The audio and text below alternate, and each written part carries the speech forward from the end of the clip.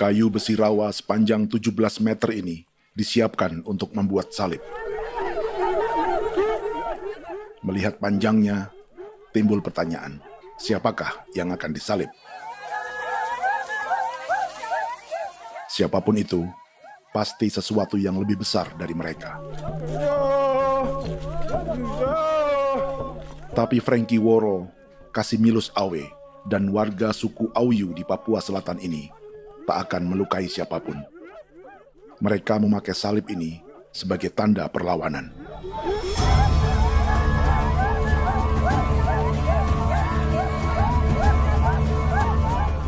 Yang mereka lawan memang lebih besar,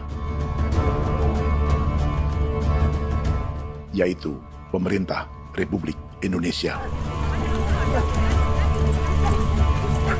Pemerintah sedang mengincar 2,5 juta hektar hutan orang Papua untuk proyek tanaman industri pangan dan energi.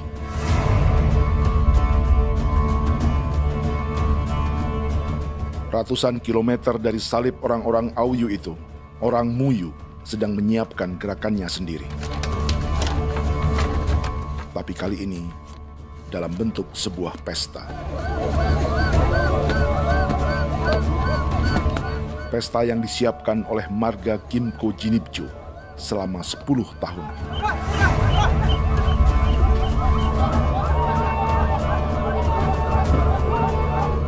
Sosok di marga ini adalah Willem Kimco, orang asli Papua yang tak punya kartu identitas kewarganegaraan manapun.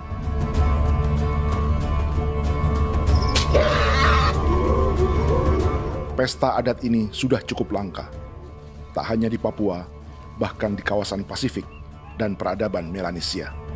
Awalnya bayarnya aneh kalau bukan. Itu nih hati kau kuda kerem bipnuka, dan kita ya kati kau berem barandipo. Kau memang ambil kau kuning. Ada gagasan dan gerakan sosial di balik pesta orang-orang Muyu ini, sama dengan gerakan salib merah yang dimulai orang-orang Auyu. Salib ini akan menjadi yang terbesar dari 1.800 salib merah yang telah ditancapkan berbagai suku di Papua Selatan dalam 10 tahun terakhir. Ribuan salib merah yang dipadukan dengan palang adat adalah tanda larangan yang menyatukan unsur-unsur adat dan agama. Kami percaya bahwa kalau memang kami sudah tidak mampu untuk menyelesaikan persoalan ini, dalam hal ini perusahaan tidak bisa masuk, berarti kami minta bantuan kepada nenek moyang dan Tuhan. Atribut perang orang Auyu ini diukir atau dilukis, digambar di batang salib ini dengan tujuan bahwa kami larang dengan sangat keras. Jadi apabila siapapun, baik dari antara kita sendiri yang melanggar batas ataupun pihak lain yang mau mengganggu keselamatan hak tanah adat kami, maka kami siap untuk melakukan ancaman perang.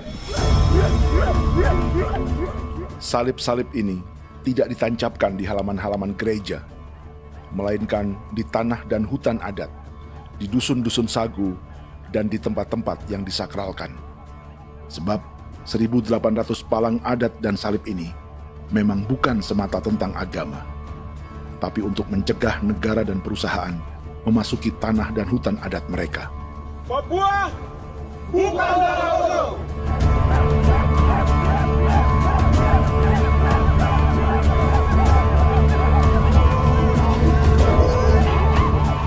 Di zaman TikTok ini, kami ingin menceritakan semua ini lewat film yang pendek.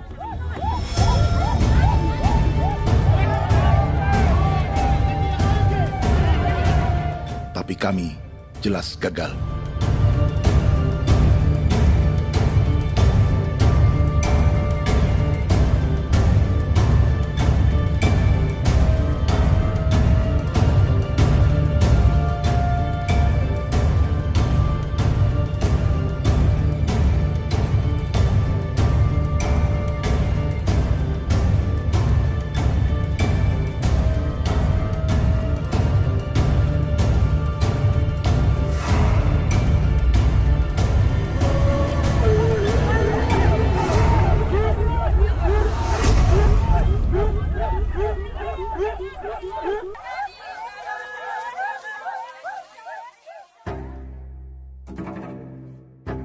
Di planet ini, ada 5 pemilik hutan hujan tropis terluas yang tersisa.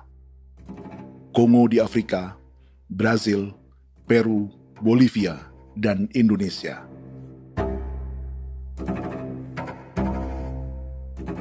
Di Indonesia, satu-satunya pulau yang hutannya masih terjaga adalah Papua, pulau terbesar kedua di dunia setelah Greenland. Lewat sejarah kolonialisme yang panjang, pulau ini kini dikuasai 2 negara.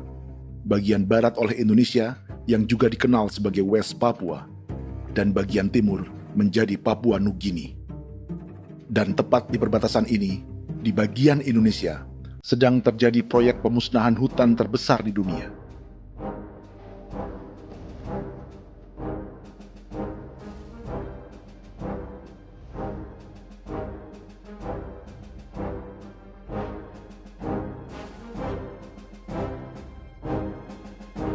Pemerintah Indonesia sedang membuka lebih dari 2,5 juta hektar hutan untuk sawit, tebu, padi, dan peternakan. Ini disebut proyek strategis nasional untuk lumbung pangan dan energi yang jadi ambisi 3 presiden. Bagian terbesar direncanakan untuk mencetak sawah seluas 1,3 juta hektar. Lalu bagian lain akan ditanami tebu seluas 560.000 hektar untuk gula dan bioetanol. Setiap liter bensin di Indonesia akan dicampur bioetanol 10% atau E10. Ada 10 perusahaan di proyek ini, dan semuanya dimiliki oleh 1 keluarga saja. Berikutnya, ada areal sawit seluas 400.000 hektar untuk biodiesel. Targetnya mencampur 50% solar dengan minyak sawit atau B50. Dan terakhir, pemerintah akan membuka peternakan seluas 380.000 hektar. Jadi, apa yang salah dengan proyek pangan dan energi ini? 5 orang Papua dalam film ini akan menjawabnya.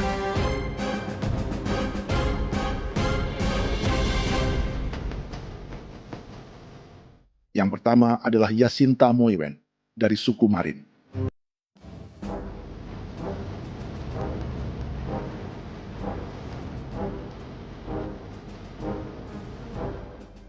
Yasinta dan warga di distrik Ilwayap di Merauke sudah menjadi korban. Hutan dan rawa sebagai sumber pangan dan ekonominya telah dihancurkan.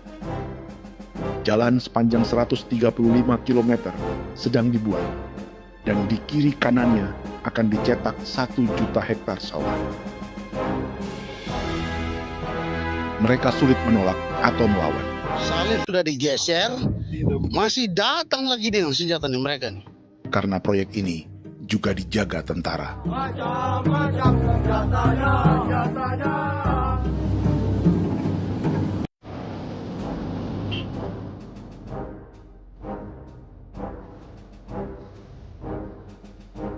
Yang kedua adalah Natalis Puer di distrik Tanah Miring, Merauke. Petani milenial ini merasa ditelantarkan. Sebab setelah hutannya diubah menjadi sawah, sebagian sawah-sawah ini tak tergarap. Orang asli Papua seperti Natalis tak punya modal untuk benih, pupuk, perawatan, hingga ongkos panen.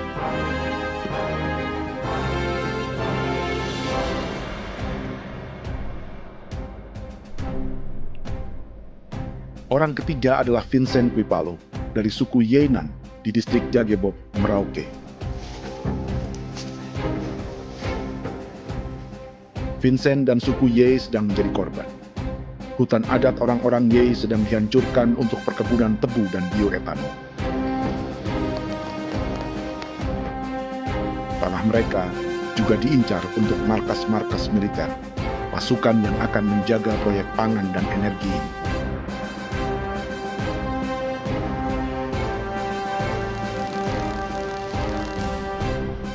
Yang keempat adalah Frankie Woro dari suku Auyu di distrik Fofi, Kabupaten Bovendigul.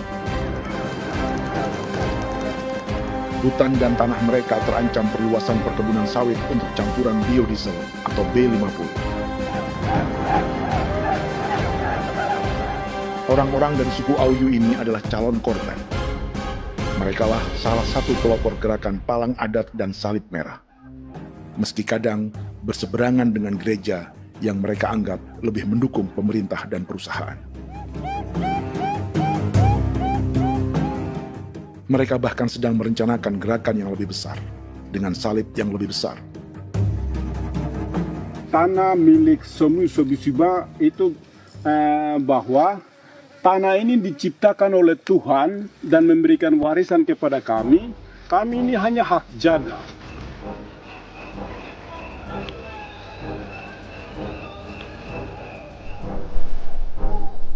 Sosok kelima adalah Willem Kimco dari suku Muyu di Bovendigul. Tokoh adat dari Muyu ini hidup di garis belakang proyek negara, sehingga belum menjadi korban. Tapi mereka sedang bersiap menghadapi segala kemungkinan. Tinggal di belantara dan perbatasan membuat sebagian mereka tak punya status keluarga negara. Tapi mereka telah hidup jauh sebelum ada Indonesia atau Papua Nugini.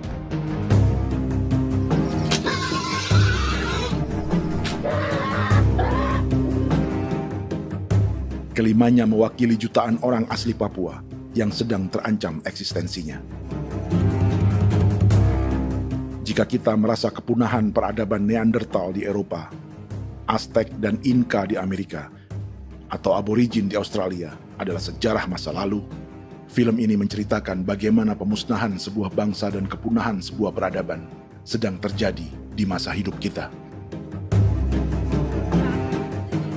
Kepunahan bukan karena kerusakan lingkungan dan ruang hidup semata, juga karena dihantam 60 tahun operasi militer.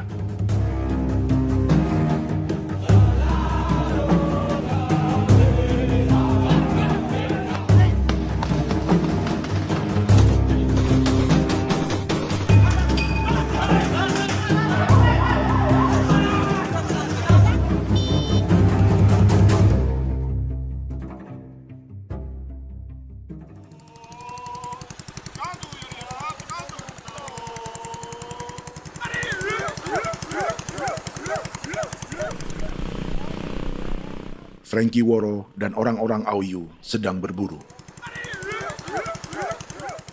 Tapi lokasi perburuan mereka mulai dikuasai perusahaan perkebunan sawit.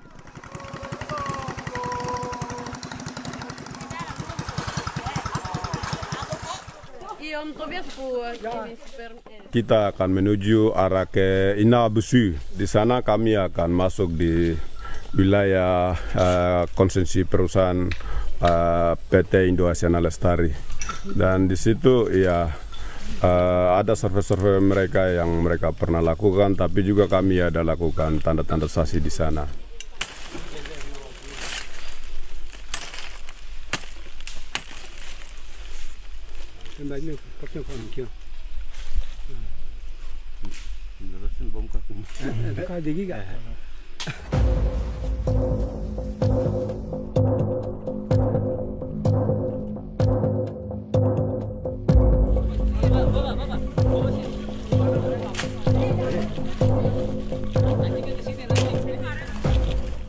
Dapat dengan yang induknya, tapi karena induknya dia lari dan terlambat kerja, akhirnya yang bisa kita dapat dia punya anak ini saja.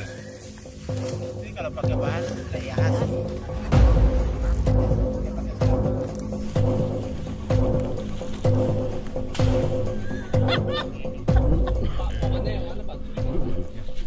Pohon ini pohon bitanggur, dia punya kayu ini kita biasa gunakan untuk kerja perahu, dan juga kulit depu getanya itu kita pakai untuk kerja ini, panah-panah ini lem, jadikan lem ini, panah-panah.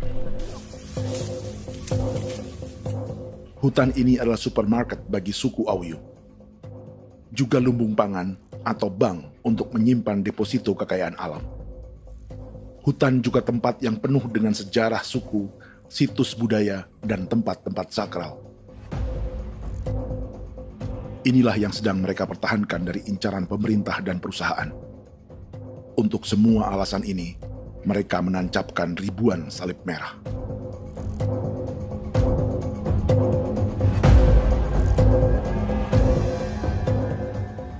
Tapi dari kampung, warga suku Auyu memberi kabar pada Frankie tentang intimidasi oleh aparat negara agar mereka melepas tanah ke perusahaan sawit dan berhenti memasang palang adat dan salib merah. Ada beberapa titik yang saya sudah siap, tetapi di sini emergensi dari saya, terutama di Kampung Sokangon, PT Damai Timber. Dia mengganggu saya dengan menggunakan kekerasan maupun pihak hukum. Dan kemarin saya ada pernyataan penolakan secara resmi, tapi masih tetap dengan menggunakan pihak hukum untuk masuk, untuk harus dituntut saya untuk harus diterima perusahaan itu.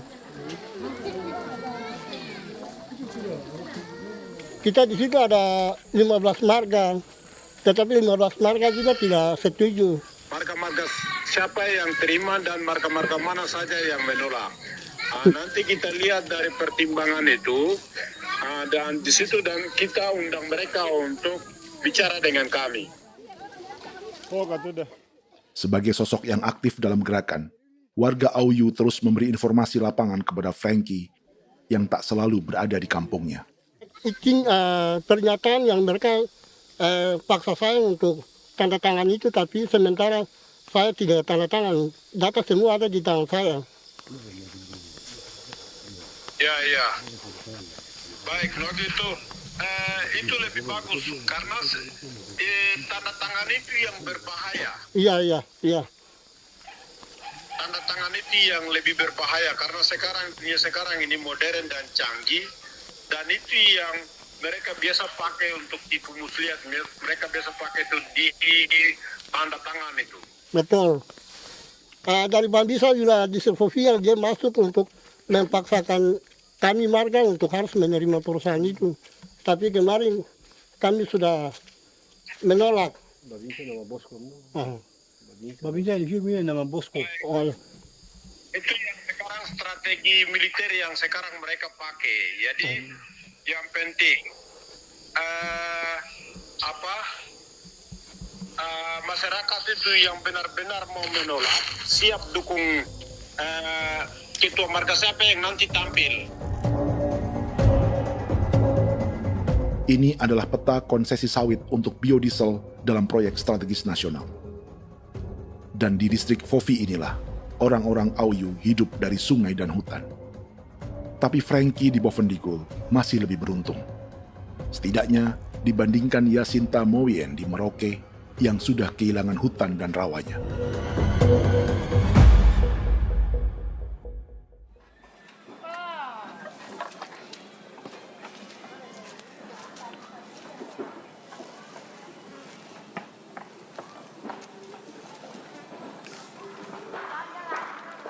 Yasinta dari suku Marin adalah petani sayur di Kampung Wanam, distrik Ilwayap, Merauke.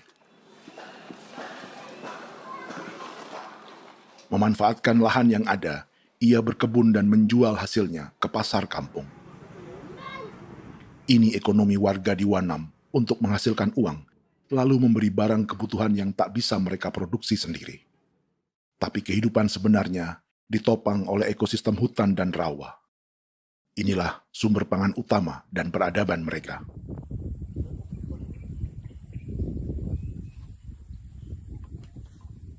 Namun ketenangan ini diusik ketika tiba-tiba pada Mei 2024, di Pelabuhan Wanam datang ratusan alat berat untuk proyek pangan dan energi pemerintah.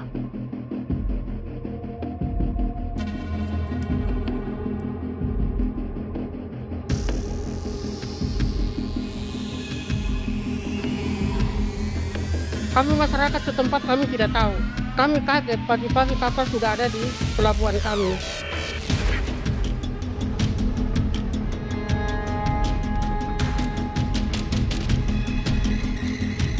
Yasinta Mowien atau Enrika Gebze dan warga lainnya tak pernah diajak bicara atau dimintai pendapat. seakan-akan Papua adalah tanah kosong.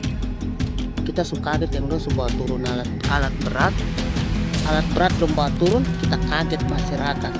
Orang sebongkar itu kai-kai.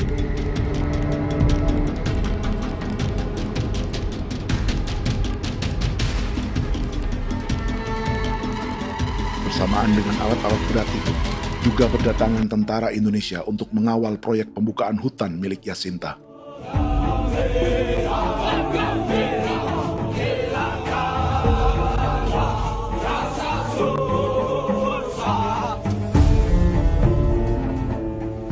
Ribu alat berat didatangkan dari Cina ke Papua oleh perusahaan bernama John Lin Group sebagai kontraktor pemerintah. Ini disebut sebagai pesanan eskavator terbesar di dunia dengan nilai 4 triliun rupiah. Misinya membuka hutan dan rawa milik orang Marin, salah satunya untuk membangun jalan sepanjang 135 km. Sementara di kiri kanannya akan dicetak sawah yang ditargetkan seluas 1,3 juta hektar. Jalan berupa garis lurus ini bukan rute tradisional ekonomi masyarakat. Jalan ini akan menghubungkan kawasan perkebunan sawit dan tebu di sebelah timur, juga untuk mobilisasi pasukan militer. John Lin Group adalah perusahaan yang dimiliki Andi Samsudin Arsyad atau yang dikenal dengan Haji Isam. Sebagian orang mengenalnya sebagai pengusaha yang hobi balapan mobil.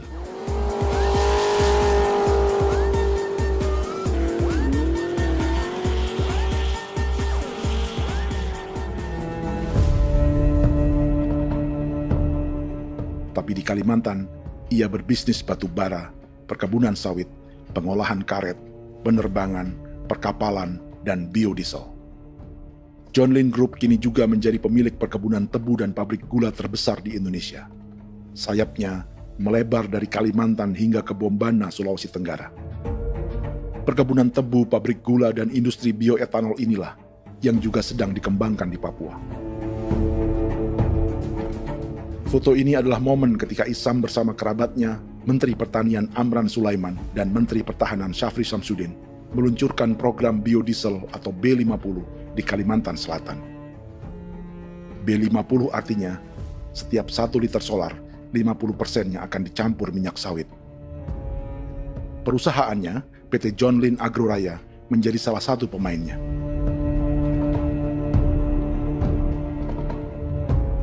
Sepanjang tahun 2025, saham PT John Lin Agroraya pernah naik hingga 700%.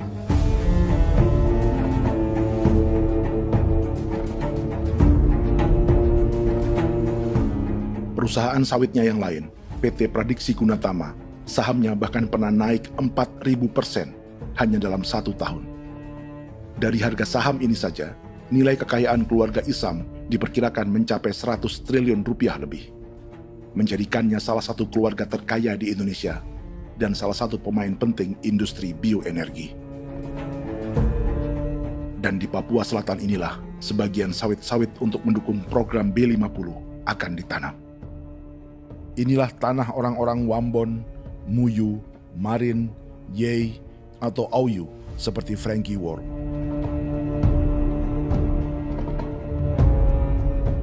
Haji Isam pernah menjadi tim kampanye nasional Presiden Joko Widodo dalam pemilu 2019 saat melawan Prabowo. Bintang Mahaputra Utama diberikan kepada Saudara Andi Syamsuddin Arsyad. Beliau berjasa luar biasa dalam mendorong pertumbuhan ekonomi daerah maupun nasional. Setelah menjadi presiden, Prabowo memberi gelar kehormatan Bintang Mahaputra Utama pada Isam.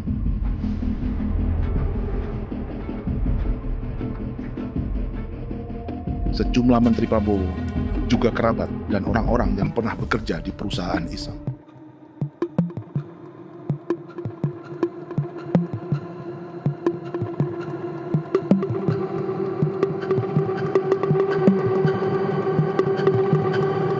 Lawan sebesar inilah yang sedang dihadapi Jacinta di kampung Wanam, Merauke.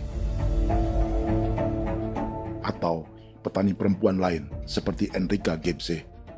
Jadi alam kita ini sudah rusak. Jadi kita itu biasa jalan dari sini tuh harus pasang jerat di situ, harus cari makan di situ lagi. Itu tempat-tempat itu pasang-pasang jerat, tempat babi, rusa, sekarang sudah tidak ada lagi.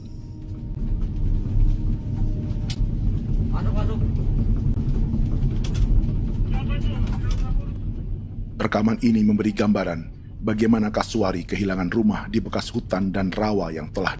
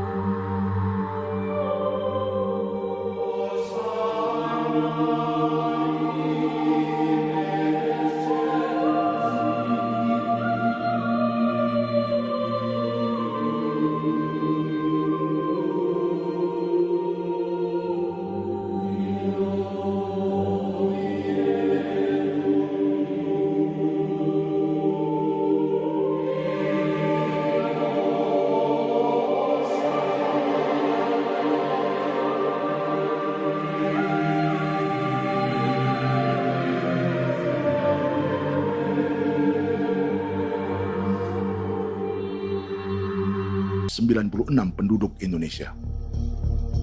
Itu belum termasuk polisi. Artinya, satu orang Papua dijaga lebih banyak senjata dari rata-rata penduduk Indonesia. Tanah dan hutan diambil secara sepihak untuk kepentingan pembangunan batalion dan bandar antariksa. Ini bentuk perampasan masyarakat. Penolakan kehadiran markas-markas militer terjadi di sejumlah tempat di Papua. Tak hanya karena trauma dan ketakutan, juga karena mengambil tanah-tanah adat.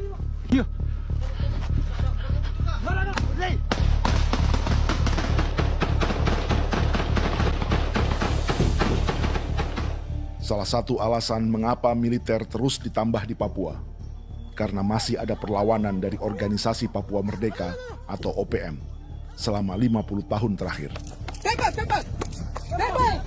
Ayo. Tapi kekuatan militer OPM diperkirakan hanya 1.430 personel dan 360 pucuk senjata. Selebihnya, mereka menggunakan senjata tradisional.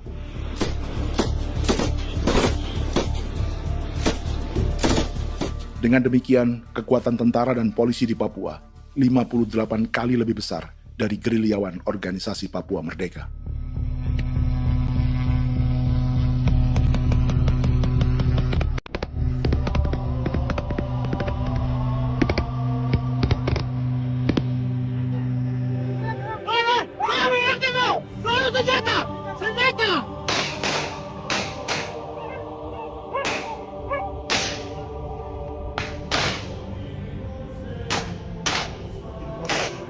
Sebagian tentara berada di garis depan pertempuran, tapi sebagian besar lainnya terlibat operasi non-tempur menjaga proyek pemerintah dan investor swasta.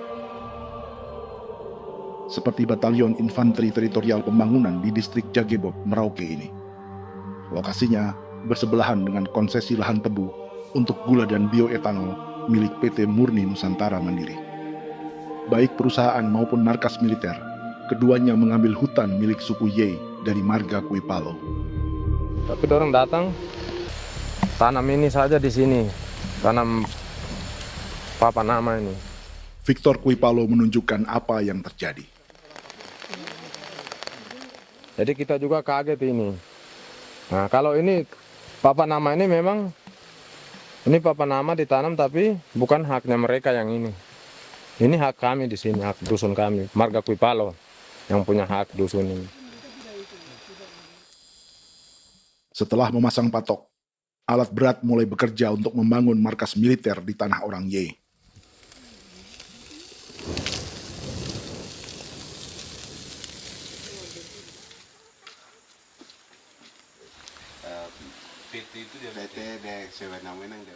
Kehadiran markas militer mengkhawatirkan warga yang pernah mengalami trauma.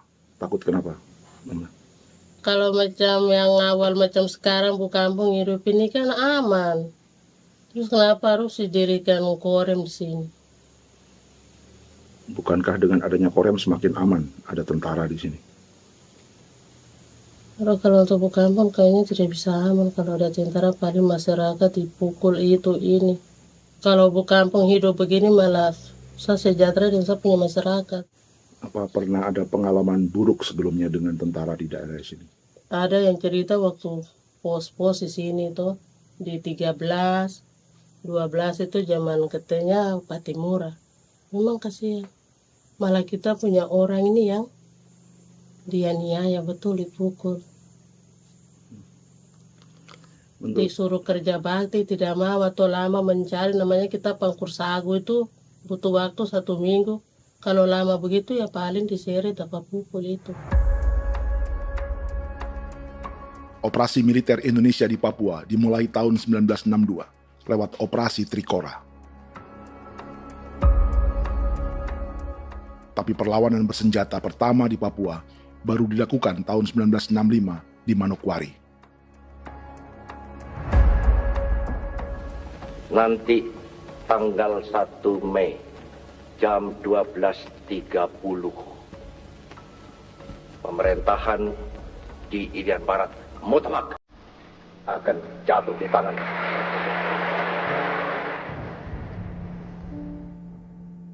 Sejak itu, selama 60 tahun, operasi militer untuk menaklukkan Papua terus dilakukan.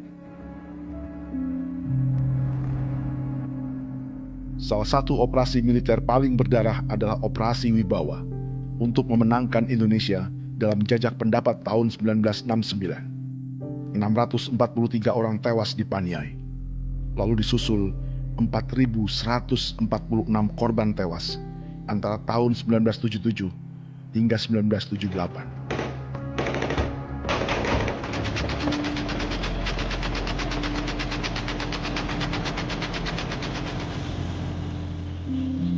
Operasi militer ini menimbulkan gelombang pengungsian hingga kini. Dewan Gereja Papua mencatat 103.000 orang menjadi pengungsi pada tahun 2025 dan nyaris tak diberitakan media-media Jakarta.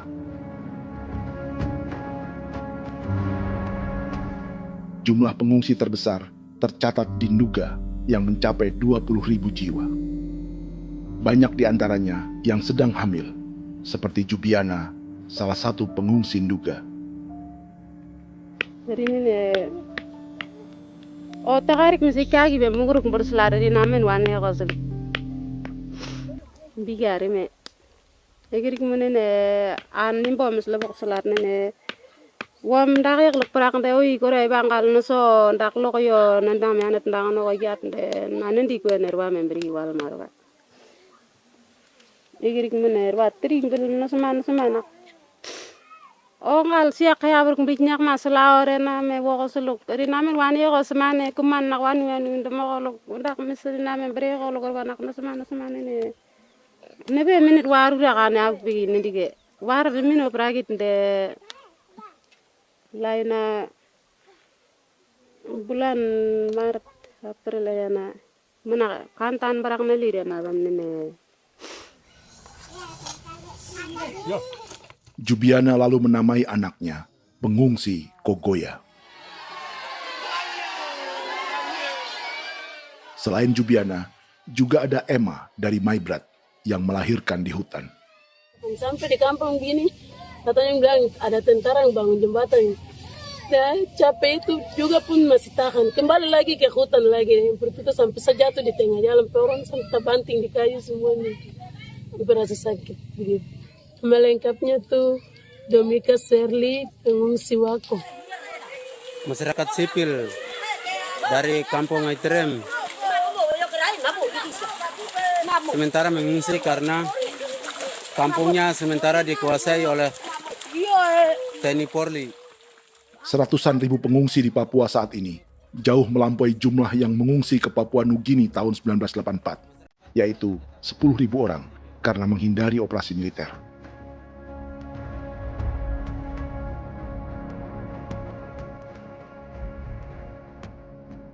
Bersamaan dengan operasi militer, eksploitasi sumber daya alam Papua juga dilakukan sejak masuknya tambang emas dan tembaga Freeport pada tahun 1967.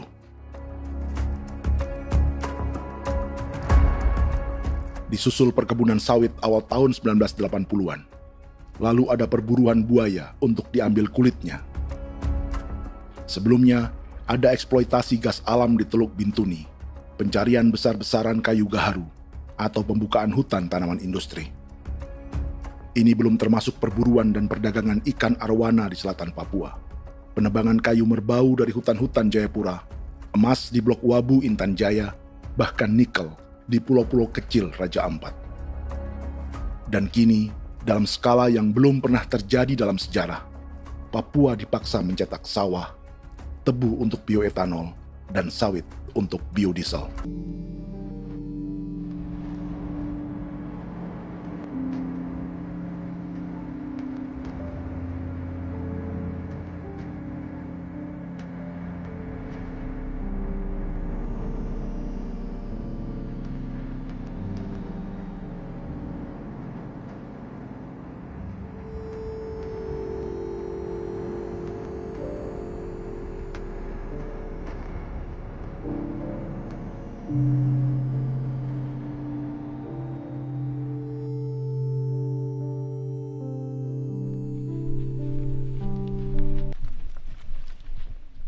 Inilah yang sedang menimpa keluarga Vincent dan Victor Kuipalo di Merauke.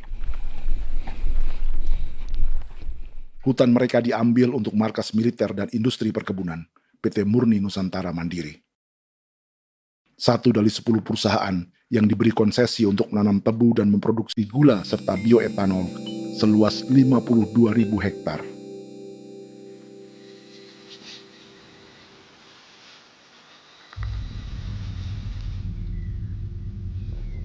Perusahaan ini dianggap mengambil hutan dan tanah orang-orang Ye, terutama marga Kuipalo, yang memiliki hak adat terhadap 2.300 hektar hutan.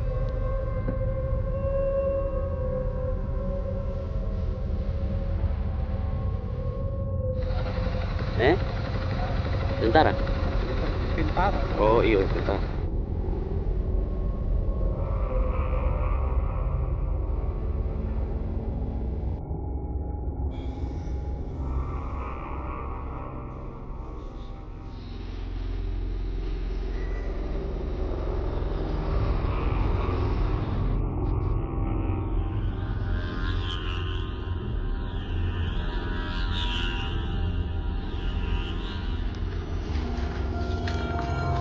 Keluarga Kuipalo sedang melihat apakah perusahaan semakin mengancam tanah mereka. Dan kekhawatiran itu terbukti. Ini makanya tadi saya bilang ini dari sini saja dekat ini sudah masuk di dalam ujung lapang ini.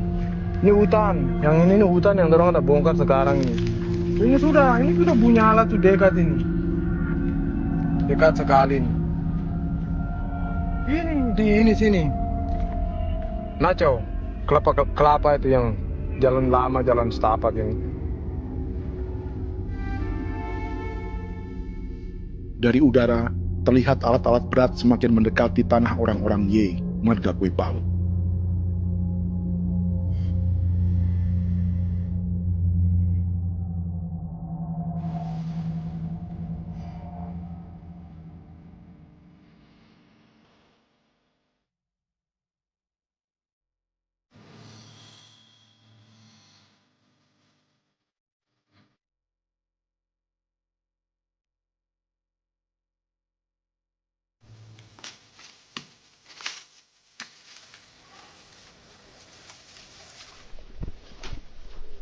Keesokan harinya, Victor dan kerabatnya memberi tanda cat merah di pohon-pohon yang berada di batas tanah mereka.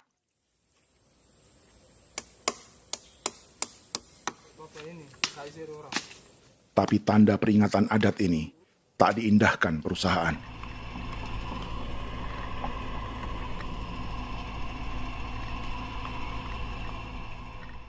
Dua bulan kemudian, perusahaan tetap memasuki tanah marga Kuipalo. Sama-sama. Kami manusia, kau lihat. Tapi sudah sakit hati sekali saya katakan adik. Ini sama baik ini kalau pikiran berubah lagi tangan, kami juga punya tangan. Hanya beda rambut. Mister itu juga. Woi. Buka. Tidak.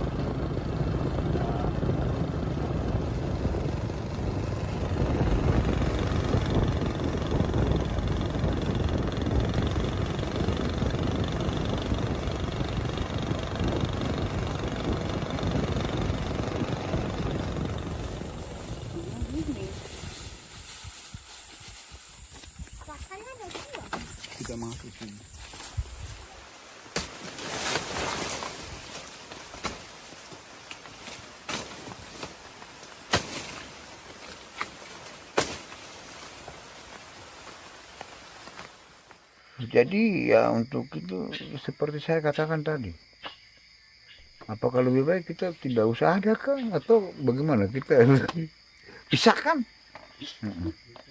pisahkan dari negara ini kan? Jangankan tuh, saya kemarin bicara sama Daniel, datang sama saya dengan persoalan Kodam ini. Saya bilang, Pak Daniel, kalau lebih baik saya ngungsi ke Papua Nugini. Dia bilang, aduh Bapak jangan begitu. Ya memang, kalau tidak bisa menghargai kami, lebih baik pilihan yang itu yang saya memilih. Lebih baik saya pindah dari sini. Saya mengungsi ke Papua Nugini, di negara tetangga. Masih di laut. Apa? Ada ini.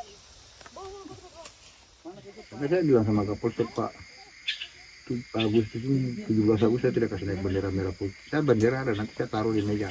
Bendera saya ada. Karena saya punya pikiran percuma kita ini merasa bahwa kita hidup di bawah naungan merah putih. Ternyata merah putih tidak lindungi kami. Tidak anggap kami sebagai kami rakyatnya.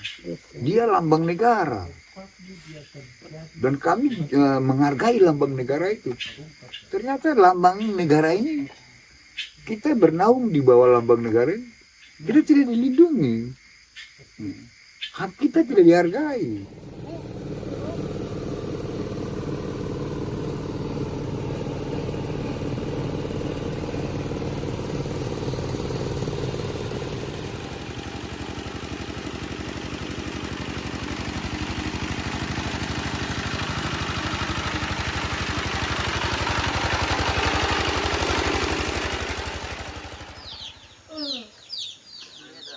Marga Kuipalo dari suku Ye terus mendapat teror dan intimidasi agar melepas tanah mereka yang hanya dihargai Rp300.000 per hektar. Tapi mereka tidak berjualan tanah. Makanya mama itu tidak suka untuk lepas tanah. Untuk apa? Baru di dalam hutan itu ada obat-obat tradisi.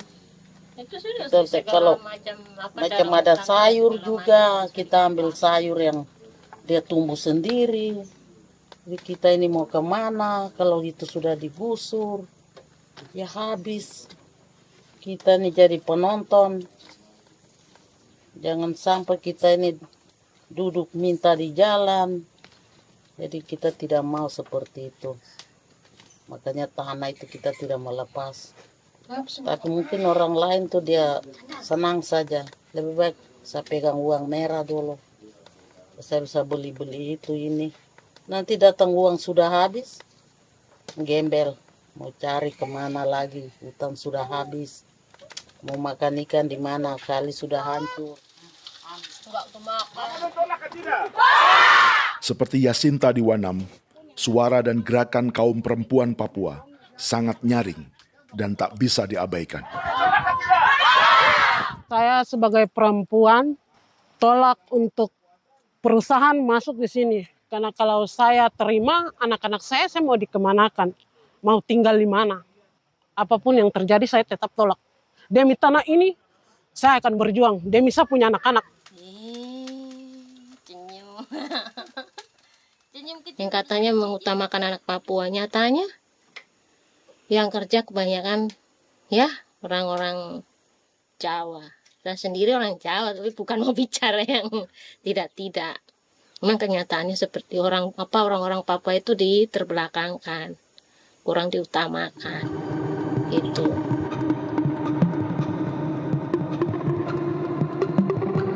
Proyek food estate seperti mencetak sawah, bukannya tak diikuti warga Papua.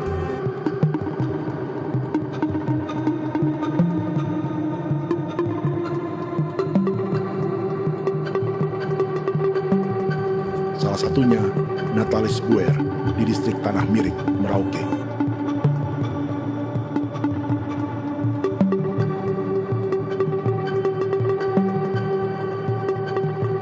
Setelah menghabisi hutan, pemerintah Indonesia mencetak sawah untuk tanaman padi karena beras mulai menjadi makanan pokok menggantikan sagu. Sebagian besar penggarapnya adalah warga transmigran yang datang sejak era 1980-an. Bahkan petani transmigran sudah ada sejak Belanda membuka proyek padi kumbe di distrik Kurik. Lokasi yang sering jadi langganan pejabat Indonesia memamerkan sawah di Papua. Tapi Natalis juga ingin belajar menanam padi atau bersawah. Namun ia kesulitan karena dibutuhkan modal untuk benih, pupuk, hingga pemeliharaan dan panen. Lalu sawah-sawah ini pun mulai dikuasai pendatang.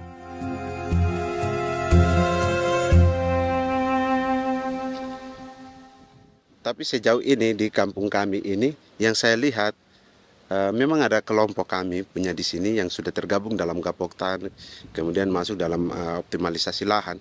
Tapi baru saya anak asli yang punya lahan di sini. Mereka tidak punya.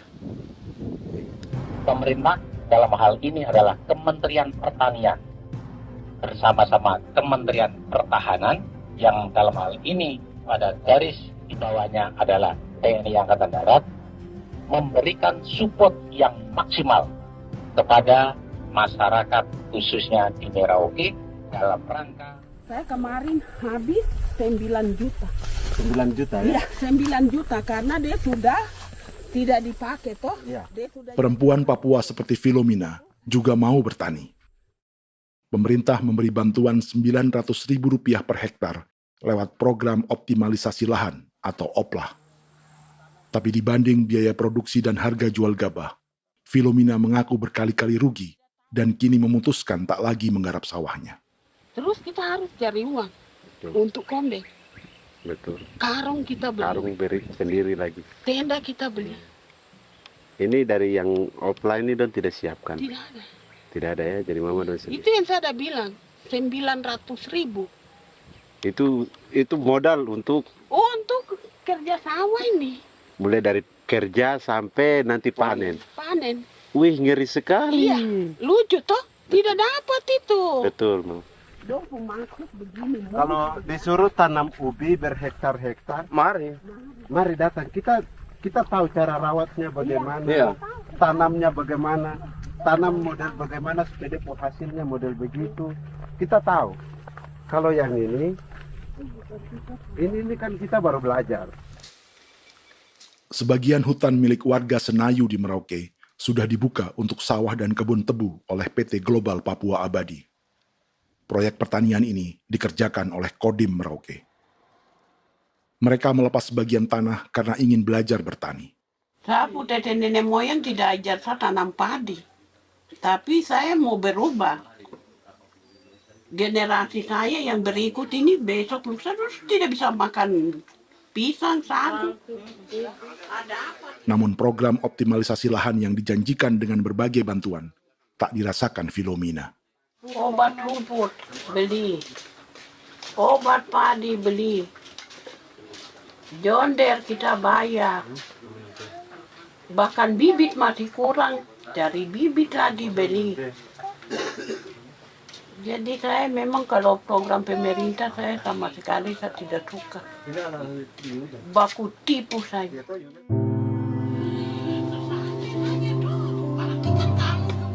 Mereka merasa ditinggalkan sendiri, jatuh bangun belajar bertani padi. Sementara sumber pangan dan air yang semula mudah didapat, kini telah berganti sawah dan kebun tebu. Dulu kita masih bisa jalan, nanti masak di kali, pakai air kali. Minum pakai air kali. Sekarang kok mau masak? Tidak ada air. Air sudah susu, mau minum tidak bisa. Sudah dengan obat. Drone semprot tebu itu saja drone. Drone yang semprot. Saya lihat di itu.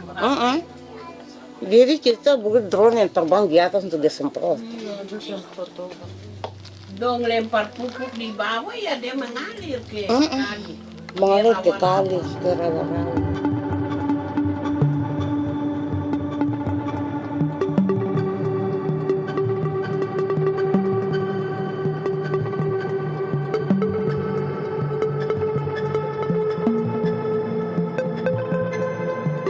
Seperti pertanian sawah bagi orang Bali atau Toraja, bagi orang Auyu dan suku-suku lainnya di Papua Selatan, sagu juga bukan semata tentang pangan.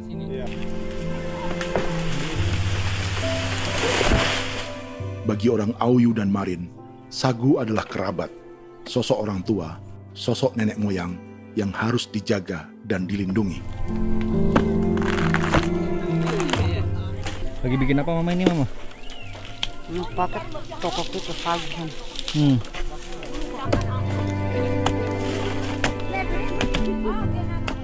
Kami diingatkan oleh leluhur, sagu itu tidak boleh digusur dan tidak boleh diganggu dengan cara apapun, dan di dalam rangka kepentingan apapun tidak boleh.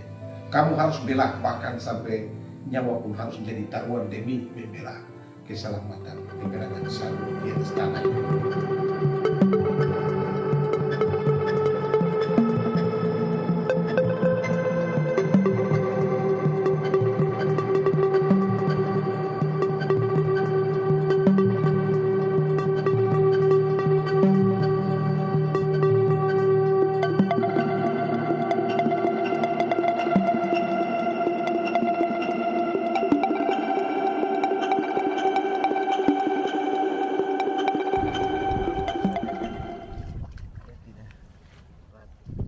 Menurut Natalis, pemerintah di Jakarta mendefinisikan lumbung pangan semata urusan beras dan mencetak sawah. Sebenarnya orang Papua itu bukan tidak bisa bertani. Kami tanam ubi itu bagian dari pertanian. Nah, pertanian yang dimaksud oleh pemerintah itu harusnya selalu itu kalau bisa pemerintah harus spesifikkan pertanian apa yang dimaksud, pertanian tanam padi atau pertanian tanam ubi, petasan dan lain-lain. Ini yang harus dispesifikkan dulu. Begitu, sehingga tidak menjustifikasi kami orang asli Marin bahwa kami tidak bisa bertani. Bukan. Kami buka kebun besar-besar di sana, bahkan bermeter-meter, ratus-ratus meter pakai sekop, bukan pakai ekskavator, tapi ini pakai skop. Itu pertanian, begitu.